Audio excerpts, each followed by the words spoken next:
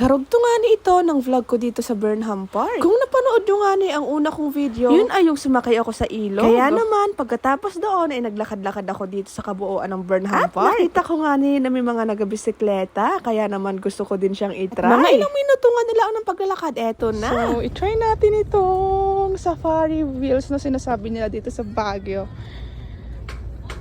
So, total, andito naman na tayo. I-try natin yung mga activities nila dito.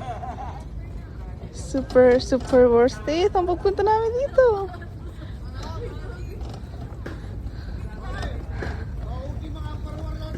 At kahit nga ni umuulan na ng mga oras na yaan ay talagang hindi ako nagpapigil. Tuwang-tuwa nga ni ako dito sa safari wheels nila at para tuloy akong bumalik sa pagiging bata. Pero hayaan nyo na nga ni at minsan lang naman ito sa buhay ko. Samahan pa nga ni ng napakagandang ambience dito sa Baguio. Super ganda here sa Baguio and buti na lang nag-stop na yung rain kanina kasi umuulan.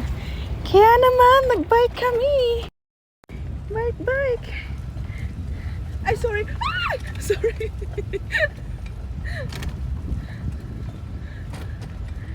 So, ganito lang.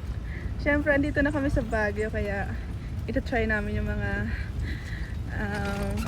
mostly pinupuntahan ng mga tao dito. Habang nag-ikot-ikot na nga ni ako, ay naghahanap na din ako dyan ng pwede kong kainan at ako'y nakakaramdam na talaga ng gutom. Hindi rin naman kasi biro magpedal, kaya naman nakaramdam din ako ng gutom. At nakita ko nga ni si Kuya nagtitinda ng strawberry taho nila, kaya naman nilapitan ko kaagad. Pwede mo padamihan ng parang ano? Sauce? Yes. Okay, thank you so much. Dalawa po. Strawberry sa'yo. Ayaw mo? Eh, di isa lang po pala. Ito nga, puro tipid itong...